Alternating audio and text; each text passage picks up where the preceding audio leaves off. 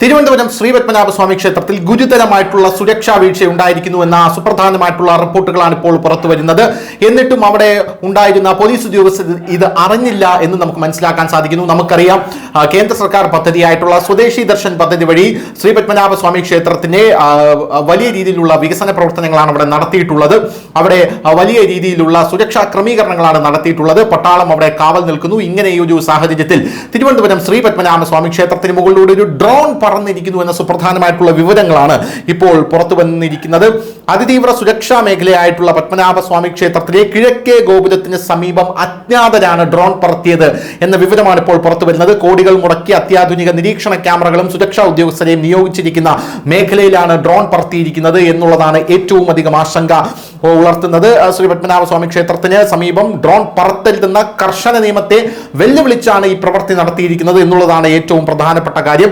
വ്യാഴാഴ്ച രാത്രി 10:03 പത്മതീർത്ഥക്കുളത്തിന് കുറുകെ പറന്നെത്തിയ ഡ്രോൺ കിഴക്കേ ഗോപുരത്തിന് സമീപം വട്ടം ചുറ്റിയ ശേഷം തിരികെ എങ്ങോട്ടോ മറഞ്ഞത് എന്നാണ് പോലീസിന് നിലവിൽ ലഭിച്ചിരിക്കുന്ന വിവരം. എന്നാൽ ഈ ഡ്രോൺ പറത്തിയത് ആരാണ്, ഈ ഡ്രോൺ എവിടെ നിന്ന് വന്നു, എന്താണ് ഈ ഡ്രോണിന്റെ സവിശേഷതകൾ എന്നുള്ള കാര്യങ്ങളെ കുറിച്ചൊന്നും യാതൊരു വിധ വ്യക്തതയും നമ്മുടെ പോലീസിന് ഇല്ല എന്നുള്ളതും എടുത്തു പറയേണ്ടതാണ്. ക്ഷേത്രത്തിലെ സുരക്ഷാ വിഭാഗത്തിൽ കിഴക്കേ നടഭാഗത്ത് ഡ്യൂട്ടിയിലുണ്ടായിരുന്ന പോലീസുകാരനാണ് ഡ്രോൺ പറന്നു വരുന്നത് കണ്ടത്. ക്ഷേത്രത്തിലെ കൺട്രോൾ റൂമിൽ വിവരമറിയിച്ചതിനെ തുടർന്ന് fort assistant commissioner Prasad, SHO Sivakumar control റൂമിലെത്തി. ഉദ്യോഗസ്ഥർ ഉൾപ്പെട്ടവർ സ്ഥലത്തെത്തി.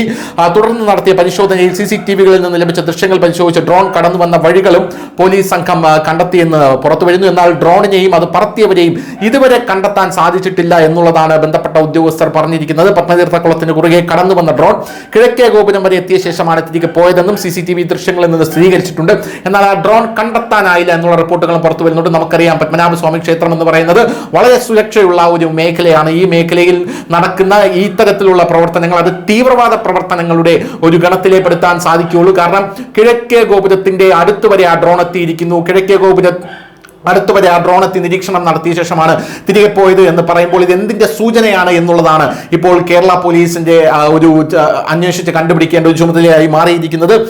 കുളത്തിന് സമീപമുള്ള കല്യാണ മണ്ഡപത്തിൽ വീഡിയോയും ഫോട്ടോയും എടുക്കാനെത്തിയ ഫോട്ടോഗ്രാഫർ സംശയകരമായ നിലയിൽ കണ്ടവരെയും പോലീസ് വിളിച്ച് ചോദ്യം ചെയ്തു. എന്നാൽ ഇവരാരുമല്ല ഡ്രോൺ പറത്തിയത് എന്നാണ് പറയുന്നത്. എങ്കിലും ആരായിരിക്കും ഈ ഡ്രോൺ പറത്തിയത് എന്നുള്ള ചോദ്യം വലിയൊരു ചോദ്യമായി തന്നെ നിലവിൽ അവശേഷിക്കുകയാണ്. വരുന്ന ദിവസങ്ങളിൽ ഇതിന്റെ പിന്നാമ്പുറ കഥകളുടെ ചുരുൾ അഴിയുമെന്ന് തന്നെ പ്രതീക്ഷിക്കുന്നു. ആരാണ് അജ്ഞാതൻ എന്നുള്ളതാണ് ഇപ്പോൾ അറിയേണ്ടത്. News desk, news India Malayalam.